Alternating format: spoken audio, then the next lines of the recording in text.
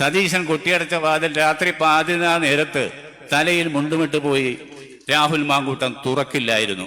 അപ്പോഴാണ് ചീറിപ്പാഞ്ഞൊരു Innova car വരുന്നത്. വണ്ടി ചവിട്ടി നിർത്തുന്നു. അതിൽ നിന്ന് 2 യുവ നടന്മാർ പുറത്തിറങ്ങുന്നു. കോമഡി നടന്മാരാണ്, തമാശ നടന്മാരാണ്. വണ്ടി നിർത്തുന്നു, ഡിക്കി തുറക്കാൻ പറയുന്നു. ധാർഷ്ട്യത്തോടെ ഡിക്കി തുറക്കുന്നു. പെട്ടിയെടുക്കണം. പെട്ടിയെടുത്തു. പ്രശ്നങ്ങളൊന്നുമില്ല, നിങ്ങൾ പോയിക്കോളൂ. ഏയ്, ഞങ്ങൾ പോയില്ല. കുറച്ചു മുമ്പ് ഇടുക്കിയിൽ നിന്നൊരു ചട്ടി, ഇപ്പോ നിലമ്പൂരിൽ നിന്നൊരു പെട്ടി. ഈ പെട്ടിയും ചട്ടിയും കാണിച്ച് വോട്ടർമാരെ പറ്റിക്കാമെന്നാണ് നിങ്ങൾ വിചാരിച്ചിരുന്നതെങ്കിൽ അത് മൗഢ്യമാണ്. അപ്പുറത്തുള്ളവർ പറയുന്ന വിടുവായത്തരം കേട്ടിട്ട് അതാണ് ശരിയെന്ന് ചിന്തിക്കുന്നവർ, അവർ പറയുന്ന ഭോഷ്കുകളും ആഭാസത്തരങ്ങളും കേട്ട് പിണറായി സർക്കാരിനെ വെറുത്ത് നടക്കുന്ന ചിലർ, അവരോട് കാര്യങ്ങൾ പറഞ്ഞ് മനസ്സിലാക്കി അവരെ തിരിച്ചിങ്ങോട്ട് കൊണ്ടുവരണം. കാരണം ഇടതുപക്ഷത്തെ യോഗ്യനായ ഒരു സ്ഥാനാർത്ഥി ഇല്ല. സ്ഥാനാർത്ഥിക്ക് വേണ്ടി OLX-ൽ പരസ്യം കൊടുത്തിരിക്കുന്നു. അങ്ങനെ നിങ്ങൾക്ക് ധൈര്യമുണ്ടെങ്കിൽ നിങ്ങൾ കൊണ്ടുവരൂ നിലമ്പൂരിന്റെ മണ്ണിലേക്ക് നിങ്ങളുടെ സ്വരാജിനെ, നമുക്കൊന്ന് നോക്കാവല്ലോ. ഇത് കേട്ടപ്പോൾ ഇടതുപക്ഷ ജനാധിപത്യ മുന്നണിക്ക് തോന്നി, അത് ശരിയാണല്ലോ, സ്വരാജിനെ ഇറക്കിയാൽ നന്നാവുമല്ലോ. അവർ തീരുമാനിച്ചു, ഉറപ്പിച്ചു. അടുത്ത ദിവസം തിരുവനന്തപുരത്ത് നിന്നും തലസ്ഥാന നഗരിയിൽ നിന്നും 1000 വീല് വെച്ചൊരു തീവണ്ടി പറന്നു വരുന്നു. തീവണ്ടിയുടെ ഒറ്റമുറിയിൽ നിന്നും അങ്ങാടിപ്പുറത്ത് വന്നിറങ്ങുന്നു നിങ്ങളുടെ നിലപാടുകളുടെ രാജകുമാരൻ. അയാൾ ആരെയും ചീത്ത പറയില്ല, ആരോടും മോശമായി സംസാരിക്കില്ല, ശത്രുക്കളോട് പോലും ചിരിച്ചുകൊണ്ടേ സംസാരിക്കും. അയാൾക്ക് അയാളുടേതായ കാഴ്ചപ്പാടുകളുണ്ട്, അയാളുടെ വഴികളുണ്ട്, അത് അയാളുടെ ബോധ്യമാണ്. ആ ബോധ്യം അയാൾക്ക് നൽകിയത് അയാൾ വിശ്വസിക്കുന്ന അയാളുടെ രാഷ്ട്രീയ ചിന്തയാണ്, പാർട്ടിയാണ്. അയാളുടെ പരന്ന വായന. എന്തിനെക്കുറിച്ച് നിങ്ങൾ ചോദിച്ചാലും അയാൾക്ക് കൃത്യമായ മറുപടിയുണ്ട്. നിങ്ങളൊരു ചോദ്യം ചോദിച്ചാൽ അത് രേഖകൾ, ഡാറ്റാസ് അടക്കം കണക്കുകൾ നിരത്തി തീയതിയും മാസവും ദിവസവും മണിക്കൂറും പറഞ്ഞിട്ട് അയാൾ നിങ്ങളെ ബോധിപ്പിച്ചു തരും, വളരെ ലളിതമായ, സൗമ്യമായ, ദൃഢമായ ഭാഷയിൽ. ഏതൊരാളും ആഗ്രഹിച്ചു പോകുന്ന ഒരു സ്ഥാനാർത്ഥിയാണ് നിലമ്പൂരിൽ നിൽക്കുന്നത്. നിങ്ങൾക്ക് തോന്നിയിട്ടില്ലേ? തൃപ്പൂണിത്തുറയിൽ മത്സരിക്കാൻ സ്വരാജ് നിന്നപ്പോൾ നിങ്ങളും അതുപോലെ മറ്റുള്ള മണ്ഡലങ്ങളും ആഗ്രഹിച്ചിട്ടുണ്ടാവും സ്വരാജിനെ പോലൊരു സ്ഥാനാർത്ഥിയെ നമുക്ക് കിട്ടിയിരുന്നെങ്കിലെന്ന്. നിങ്ങൾക്ക് ആ സൗഭാഗ്യം വന്നിരിക്കുകയാണ്. ഞാൻ തമാശ പറഞ്ഞതല്ല, എതിർ കക്ഷികൾ പോലും ആഗ്രഹിച്ചു പോകും, ആഗ്രഹിച്ചു പോയിട്ടുണ്ട്. ഒരിക്കൽ മുസ്ലിം യൂത്ത് ലീഗിന്റെ പ്രഗത്ഭനായ നേതാവ് KM ഷാജിയുടെ ഒരു പത്രക്കാരി പെൺകുട്ടി ചോദിച്ചു, മുസ്ലിം ലീഗിന് പുറത്തു നിന്ന് നിങ്ങളുടെ പാർട്ടിയിലേക്ക് ഏതെങ്കിലും ഒരാൾ കടന്നു വരണമെന്ന് നിങ്ങൾ ആഗ്രഹിക്കുന്നുണ്ടെങ്കിൽ അയാൾ ആരായിരിക്കും? അതേ ചോദ്യം തന്നെ മറ്റൊരു പെൺകുട്ടി ഷാഫി ചാലിയത്തിനോടും ചോദിച്ചു. രണ്ടുപേർക്കും ഒറ്റ മറുപടിയേ ഉണ്ടായിരുന്നുള്ളൂ, M സ്വരാജ്. അതാണ് ഞാൻ പറഞ്ഞത്, എതിർപക്ഷത്ത് നിൽക്കുന്നവർ പോലും ആഗ്രഹിച്ചു പോകുന്ന വ്യക്തിത്വമാണ്. അതാണ് അയാളുടെ ശീലം, അതാണ് അയാളുടെ സ്വഭാവം. അകന്നു നിൽക്കുന്നവർക്കും അടിത്തട്ടിൽ കിടക്കുന്നവർക്കും അശരണർക്കും അദ്ദേഹം കൈകൊടുക്കും. ചേർത്ത് നിർത്തുകയല്ല, അദ്ദേഹം ചേർന്ന് നിൽക്കുകയാണ്. തൃപ്പൂണിത്തുറ മണ്ഡലത്തിലാണ് എനിക്ക് വോട്ട്. ഇവിടെ വോട്ടില്ല. രാഷ്ട്രീയം പറയണമെന്ന് ഉദ്ദേശിച്ചതല്ല, പക്ഷെ ഇങ്ങനെ കാണുമ്പോൾ എങ്ങനെയാണ് പറയാതിരിക്കുക? ചിലത് കേൾക്കുമ്പോഴും കാണുമ്പോഴും. അതിനു മുമ്പ് ഞാനൊരു കഥ പറയാം, ഒരു നാടകത്തിന്റെ കഥ, ഒരു പെട്ടിക്കഥ. തെരഞ്ഞെടുപ്പ് കമ്മീഷന്റെ നിയമം അനുസരിച്ച്, അവരുടെ രീതി അനുസരിച്ച് തെരഞ്ഞെടുപ്പ് അടുത്തു വരുന്ന സമയത്ത് റോഡുകളിൽ വാഹനങ്ങൾ പരിശോധിക്കുന്ന ഒരു പതിവുണ്ട്. 2 ദിവസം മുമ്പ് രാത്രി 11 മണിക്ക് കർട്ടൻ പൊങ്ങുന്നു, പോലീസ് റോഡിൽ നിൽക്കുന്നു, വരുന്ന വണ്ടികൾ പരിശോധിക്കുന്നു. അതിൽ MLA-മാരുടെ വണ്ടികളുണ്ട്, മന്ത്രിമാരുടെ വണ്ടികളുണ്ട്, MP-മാരുടെ വണ്ടികളുണ്ട്, ഉയർന്ന പോലീസ് ഉദ്യോഗസ്ഥന്മാരുടെ വണ്ടികളുണ്ട്, നാട്ടിലെ പ്രഗത്ഭരായ വ്യവസായികളുടെ വണ്ടികളൊക്കെയുണ്ട്. എല്ലാം പരിശോധിക്കുന്നു. 2 മിനിറ്റ് നേരത്തെ പ്രക്രിയ. എല്ലാവരും തുറന്നു കാണിക്കുന്നു, പ്രശ്നങ്ങളൊന്നുമില്ല, വണ്ടി പോകും. അപ്പോഴാണ് ചീറിപ്പാഞ്ഞൊരു ഇന്നോവ കാർ വരുന്നത്. വണ്ടി ചവിട്ടി നിർത്തുന്നു. അതിൽ നിന്ന് 2 യുവ നടന്മാർ പുറത്തിറങ്ങുന്നു. കോമഡി നടന്മാരാണ്, തമാശ നടന്മാരാണ്. വണ്ടി നിർത്തുന്നു, ഡിക്കി തുറക്കാൻ പറയുന്നു. ധാർഷ്ട്യത്തോടെ ഡിക്കി തുറക്കുന്നു. പെട്ടി എടുക്കണം, പെട്ടി എടുത്തു. പ്രശ്നങ്ങളൊന്നുമില്ല, നിങ്ങൾ പോയിക്കോളൂ. ഏയ്, ഞങ്ങൾ പോയില്ല. നിങ്ങൾ ഈ പെട്ടി തുറന്ന് നോക്കി ഇതിൽ വേറെ പ്രശ്നങ്ങളൊന്നുമില്ല എന്ന് ഞങ്ങൾക്ക് ഉറപ്പ് തന്നാൽ മാത്രമേ ഈ പെട്ടിയും കൊണ്ട് ഞങ്ങൾ പോകൂ. ഒരു കാര്യം നമ്മൾ ശ്രദ്ധിക്കണം. ഇങ്ങനെ നിരീക്ഷണം നടത്തുന്ന ഭാഗങ്ങളിൽ പോലീസുകാർക്ക് ചുറ്റും CCTV ക്യാമറകൾ വെച്ചിട്ടുണ്ട്. അതെന്തിനാണെന്ന് വെച്ചാൽ വരുന്ന വണ്ടികളൊക്കെ കൃത്യമായി പരിശോധിക്കുന്നുണ്ടോ, അതോ ഏതെങ്കിലും വണ്ടികൾ ഇവർ കെയർലെസ് ആയി അല്ലെങ്കിൽ പരിശോധിക്കാതെ അനധികൃതമായി കടത്തിവിടുന്നുണ്ടോ എന്നറിയാൻ വേണ്ടിയാണ്. അതുകൊണ്ട് ഉത്തരവാദിത്തപ്പെട്ട പോലീസുകാർ അത് വളരെ നിഷ്കർഷമായി പരിശോധിക്കും. ഒരിക്കലും ഒരു പോലീസുകാരനും ഡിക്കിക്കിരിക്കുന്ന പെട്ടി സ്വന്തം കൈ കൊണ്ടെടുത്ത് പുറത്തു വെക്കില്ല. അവർ നിങ്ങളോട് പറയും, ഈ ഡിക്കിയിലിരിക്കുന്ന പെട്ടി നിങ്ങളെടുത്ത് പുറത്തു വെക്കണം. നിങ്ങൾ പുറത്തു വെച്ച് കഴിഞ്ഞാൽ അവരത് തുറക്കില്ല.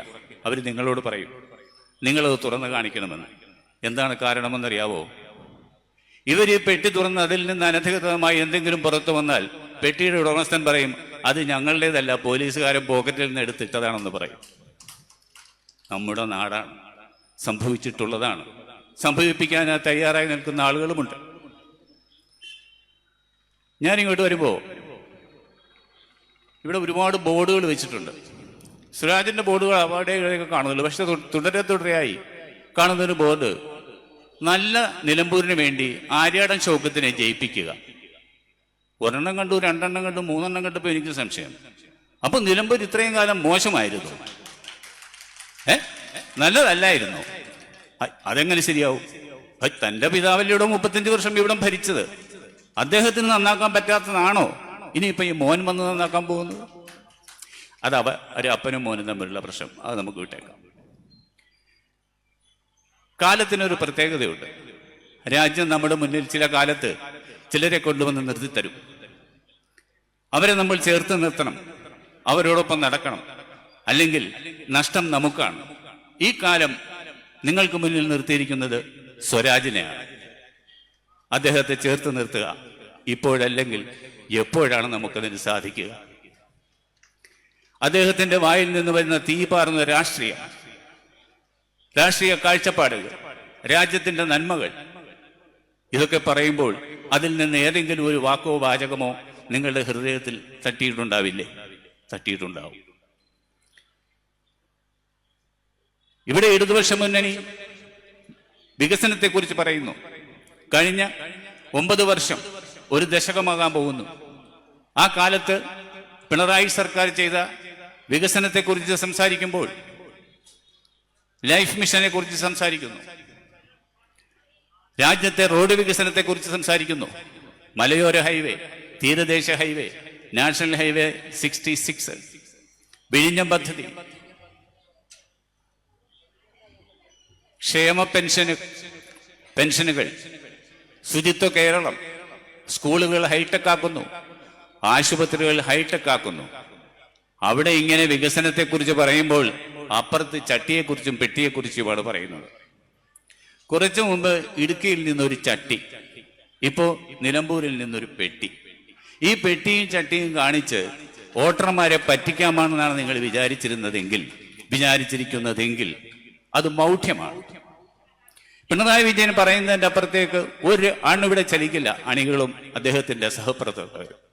അങ്ങനെ ആയിരുന്നു നിങ്ങളുടെ ഭാഗത്തെങ്കിൽ സതീശൻ കൊട്ടിയടച്ച വാതിൽ രാത്രി 11 നേരത്ത് തലയിൽ മുണ്ടുമിട്ട് പോയി രാഹുൽ മാങ്കൂട്ടം തുറക്കില്ലായിരുന്നു. അപ്പോൾ ഇത്രയേ നിങ്ങളെ വകവെച്ചിട്ടുള്ളൂ നിങ്ങളുടെ താഴേക്കടയിലുള്ള നേതാക്കന്മാർ.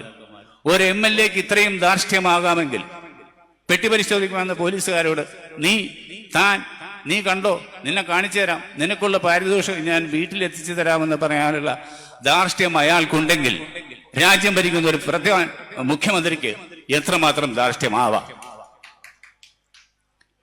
നമ്മൾ മനസ്സിലാക്കേണ്ട കാര്യമുണ്ട്. ഈ രാജ്യത്ത് ഒരു ഭരണാധികാരിയും അവർ പറഞ്ഞതുപോലെ ഞങ്ങൾ ഇവിടുന്ന് പൊട്ടിമുളച്ച് വന്നതൊന്നുമല്ല, ഇവിടെ MP ആയും MLA ആയും ഞങ്ങൾ വന്നത് പൊട്ടിമുളച്ചല്ലടോ, അത് ഞങ്ങൾക്കറിയാം. കാരണം ഞങ്ങൾ തിരഞ്ഞെടുത്ത് അയച്ചതാണ്. ഞങ്ങൾ പറയുന്നത് നിങ്ങൾ അനുസരിച്ചാൽ മതി, അല്ലാതെ നിങ്ങൾ പറയുന്നത് അനുസരിക്കാനല്ല നിങ്ങൾക്ക് വോട്ട് തന്ന് ഞങ്ങൾ നിങ്ങളെ ജയിപ്പിച്ചങ്ങോട്ട് വിട്ടത്. ഞങ്ങളെ അനുസരിക്കാനാണ്, ഞങ്ങളെ സേവിക്കാനാണ്. ആ ബോധം മനസ്സിലുണ്ടാവണം. എനിക്ക് തൃപ്പൂണിത്തുറയിലാണ് വോട്ടെന്ന് പറഞ്ഞു. ആദ്യം ഒന്നാം പിണറായി സർക്കാരിന്റെ കാലത്ത് ഞാൻ സ്വരാജിന് വേണ്ടിയാണ് പ്രവർത്തിച്ചത്. സ്വരാജ് ഒരുപാട് നേട്ടങ്ങൾ ഉണ്ടാക്കി, നല്ല റോഡുകൾ ഉണ്ടാക്കി, ഞങ്ങൾക്കിടെ കുടിവെള്ളത്തിന്റെ പ്രശ്നങ്ങൾ പരിഹരിച്ചു, ഞങ്ങളുടെ സ്കൂളുകൾ നന്നാക്കി, ഞങ്ങൾക്ക് ഓഡിറ്റോറിയങ്ങൾ പണിതു തന്നു, ഒരുപാട് നല്ല കാര്യങ്ങൾ ഞങ്ങൾക്ക് ചെയ്തു തന്നു. പക്ഷെ അടുത്തത് രണ്ടാമത്തെ പിണറായി വിജയന്റെ രണ്ടാമത്തെ ഇലക്ഷൻ സമയത്ത് എന്നെ കെ ബാബു വട്ടം ചുറ്റി അങ്ങ് പിടിച്ചു. എനിക്ക് അനങ്ങാൻ പറ്റിയില്ല, ഒന്നും പറയാൻ പറ്റിയില്ല. സ്വരാജിനെ തോൽപ്പിക്കണമെന്ന് ഞാൻ എല്ലാവരോടും പറഞ്ഞു. ഞാൻ അതിനുവേണ്ടി സംസാരിച്ചു. സ്വരാജ് തോറ്റു. അതൊരബദ്ധമായി പോയി എന്ന് എനിക്കിപ്പോൾ തോന്നുന്നു. ആ അബദ്ധത്തിനുള്ള പ്രായശ്ചിത്തമായിട്ടാണ് ഞാൻ നിങ്ങളുടെ മുന്നിൽ ഇപ്പോൾ നിൽക്കുന്നത്.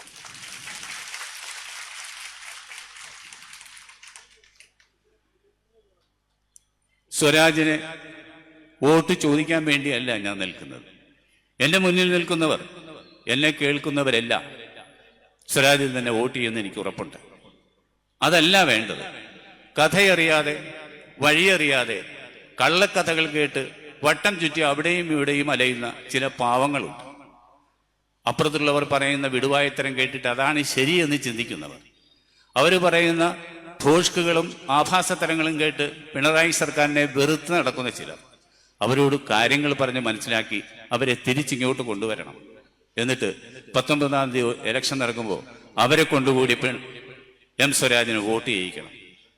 നമുക്ക് ധൈര്യമായിട്ട് മുന്നോട്ട് പോകാം. ബഹുമാനപ്പെട്ട ഗണേഷ് കുമാർ പറഞ്ഞതുപോലെ ഓരോ കാലത്തും ഓരോ അപകട സമയത്തും നമ്മെ നെഞ്ചോട് ചേർത്ത് നിർത്തിയ ആളാണ് സഖാവ് പിണറായി വിജയൻ. നമ്മൾ ഇതും കടന്നു പോകും, ഇതും നമ്മൾ തരണം ചെയ്യുമെന്ന് പറഞ്ഞ അദ്ദേഹത്തോടൊപ്പമല്ലാതെ കേരള ജനത ആരോടൊപ്പമാണ് നിൽക്കേണ്ടത്? 10 മാസക്കാലമാണ് ഇനിയുള്ളത് പുതിയ ഇലക്ഷൻ വരെ, അസംബ്ലി ഇലക്ഷൻ വരെ. പക്ഷെ 10 മാസം കൊണ്ട് ആർജവുമുള്ള ഇച്ഛാശക്തിയുള്ള ഒരു നേതാവാണ് നിങ്ങളുടെ മുന്നിലുള്ളതെങ്കിൽ 10,000 പദ്ധതികൾ ആരംഭിച്ചു വെക്കാം. തുടർ ഭരണം കിട്ടിയാൽ ആ 10,000 പദ്ധതിയും പൂർത്തിയാക്കാം. ഈ പദ്ധതികൾ പൂർത്തിയാക്കുന്നതും അതിൻ്റെ ലാഭം വരുന്നതും അതിൻ്റെ ഗുണഭോക്താക്കളാകുന്നതും നമ്മളാണ്. കേന്ദ്രം 4 ചുറ്റും നിന്നും വരിഞ്ഞ് മുറുക്കി കെട്ടിയപ്പോൾ, സാമ്പത്തികമായി നമ്മളെ ഞെരുക്കിയപ്പോൾ, അതൊന്നും ഒരുത്തരെയും അറിയിക്കാതെ, ഒരു കേരളീയനെയും ഒരു മലയാളിയെയും അറിയിക്കാതെ എല്ലാം തരണം ചെയ്തില്ലേ നമ്മുടെ മുഖ്യമന്ത്രി? കേരളത്തെ മാതൃകയാക്കണമെന്ന് മറ്റു സംസ്ഥാനത്തുള്ളവർ പറഞ്ഞില്ലേ? ഏതെല്ലാം മേഖലകളിൽ കേരളം 1-ാം സ്ഥാനത്തെത്തി? വിദ്യാഭ്യാസ രംഗത്ത്, ആരോഗ്യ രംഗത്ത്,